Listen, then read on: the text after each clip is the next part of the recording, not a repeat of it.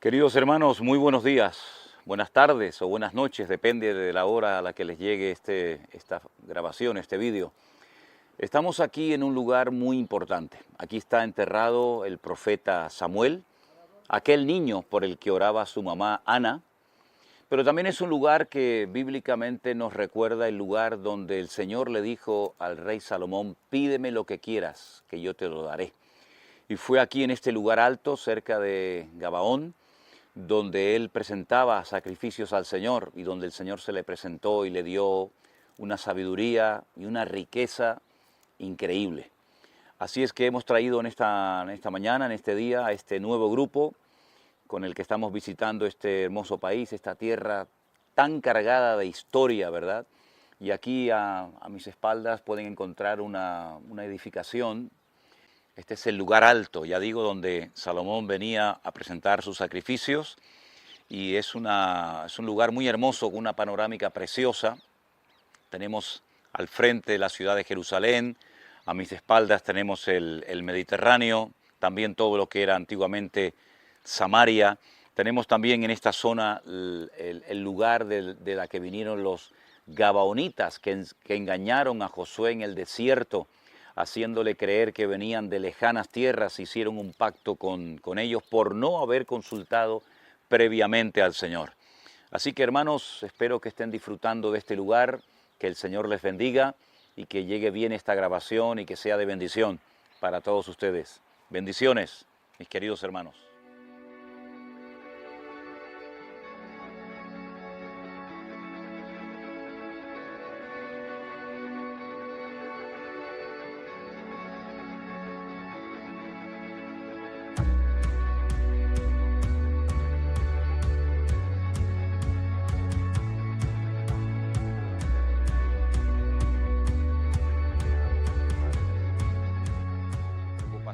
Y llantos y lamentos, ¿no? Entonces Ana supo actuar correctamente. Es un ejemplo de una mujer que está pasándolo mal, que ora al Señor, que se levanta y no vuelve a estar más triste. Fíjense que ella se levantó y la Biblia no dice que se le presentó a un ángel, que tuvo una visión, un sueño, sintió una cosa. No, la Biblia no dice absolutamente nada. Se levantó y no estuvo más gozosa. Y tuvo que esperar, lógicamente, el tiempo correspondiente que tiene que esperar toda mujer para poder dar a luz, ¿no? Entonces, muchas veces la gente como que espera una especie de revelación, una especie de manifestación angelical o algo. Ana es una mujer que puso su fe en las manos del Señor y esperó hasta que el Señor le respondiera. Como dice el Salmo, ¿no? Encomienda al Señor tu camino, confía en Él. Sí, pero ¿cuándo hará? Bueno, puede ser ahora, puede ser mañana, puede ser dentro de 20 años, puede ser dentro de 30 años, como el caso de Abraham, que esperó 30 años a que naciera el hijo, pero la cuestión está en que algunos se precipitan y en esa precipitación, en ese compás de espera, pues meten la pata, hacen lo que no tienen que hacer, se precipitan, se adelantan, como le pasó también a Abraham, ¿no? Que viendo que el hijo de la promesa no llegaba, al final tiene una relación con Agar, y esa no era la voluntad del Señor, ese no era el método del Señor. Entonces, Ana para mí es un ejemplo extraordinario de una mujer que ora y sabe esperar en el tiempo de Dios. Y cuando el niño nace, pues dice que lo estuvo amamantando, y cuando llegó el momento de destetarlo, dice que lo trajo a la casa del sacerdote Elí, que claro, otra mujer podía haber dicho, muchas veces hemos reflexionado sobre esto, ¿no?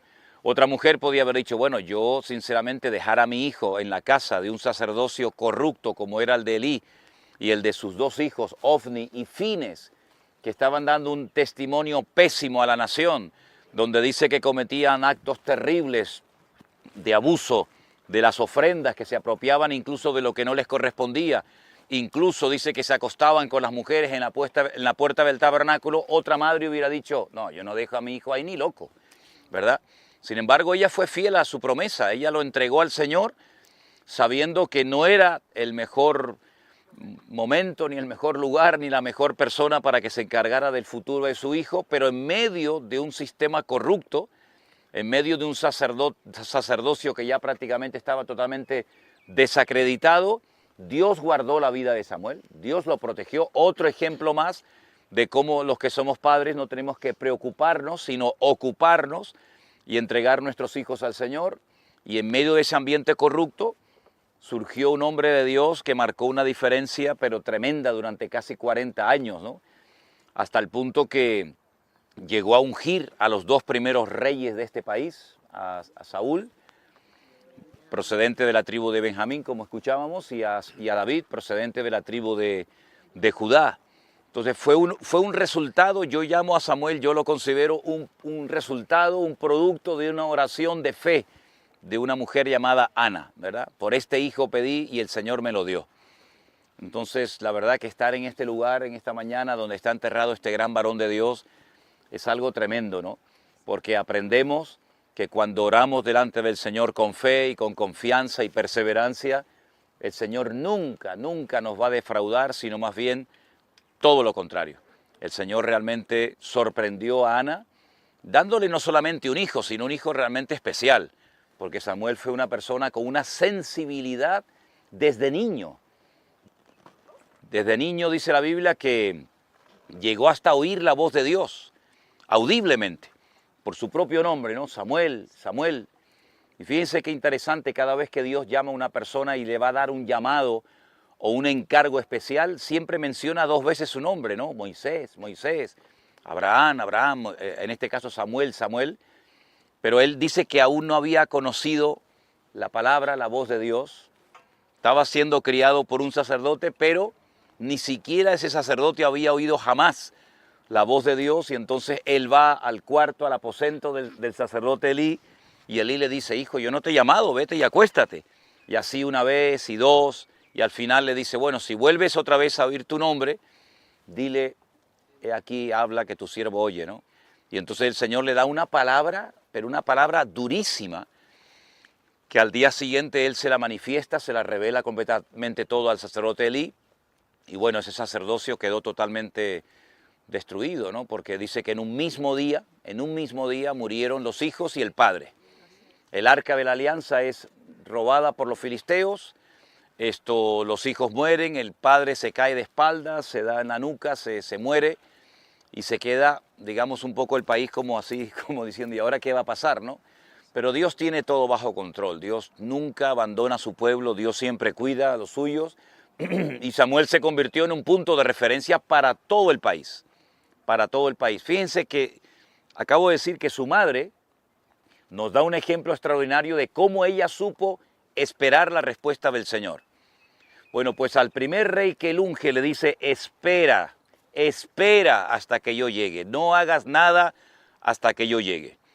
Saúl no supo esperar, Saúl se precipitó, presentó un sacrificio que no le correspondía, no le tocaba a él presentarlo, y ese día dice la Biblia que el Señor dijo: este hombre no me sirve.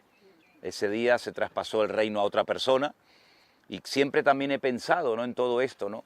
Porque Samuel conoció físicamente, personalmente a David, y David, cuando va Samuel a ungir al siguiente rey, David ni lo habían invitado. Es decir, pero vamos a ver, llega el profeta Samuel, que es un privilegio poder tener a este hombre en tu casa, viene con un mensaje especial para uno de tus hijos, ¿y dónde está el más pequeño? ¿Dónde está David? Ni siquiera lo habían llamado, ni contaban con él, está por ahí, por las ovejas, perdido.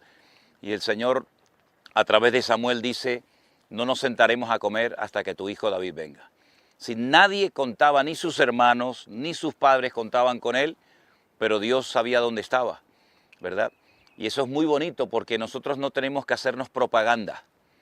El que nos reconoce y sabe dónde estamos y cómo estamos es el Señor. Llegó el momento cuando el Señor dijo: David, ustedes ni lo llaman, ni cuentan con él para nada, pero ese es el que yo he ungido, completamente diferente al corazón y a la actitud de Saúl, ¿no? Una persona, lógicamente, como cualquier líder, muy temperamental, con un carácter fuerte, pero con un corazón para Dios espectacular, ¿no? Hasta que el Señor dijo: no hay nadie más cerca de mi corazón que él. Claro, uno puede cuestionar y decir: es que David hizo esto, es que David hizo lo otro. Sí, tú di lo que quieras, pero el Señor siglos más tarde le decía a algunos reyes de este país: no te destruyo por amor a mi siervo David. Es decir, Señor sabía perfectamente quién era David, aunque de cara a lo mejor a la galería alguien pudiera señalarlo con el dedo y decir, sí, pero tú una vez hiciste, tú una vez no sé qué, sí, tú di lo que te dé la gana, pero este hombre amaba al Señor, el dulce cantor de Israel, y conoció a Saúl, perdón, a Samuel personalmente. Y bueno, es una historia extraordinaria. A mí, sinceramente, primera y segunda de Samuel, esos libros que tenemos en la Biblia, son dos libros extraordinarios, ¿no? Dos libros muy bonitos. Y saber que ahora están ustedes encima, porque me imagino que se podrá bajar un poquito abajo, no sé, a la tumba de Samuel, es tremendo. Y ese manto que cubre la tumba de Samuel, como la van a ver, dice, por este niño oraba y el Señor me lo concedió. Dice, deleítate a sí mismo en el Señor y Él te concederá las peticiones de tu corazón, siempre y cuando vayan alineadas con su palabra y con su voluntad, ¿verdad? Porque la oración, como yo digo, no es una llave maestra, que todo lo que pido Dios me lo tiene que dar, porque siempre he dicho que hay tres formas como Dios responde a una oración. Con un sí,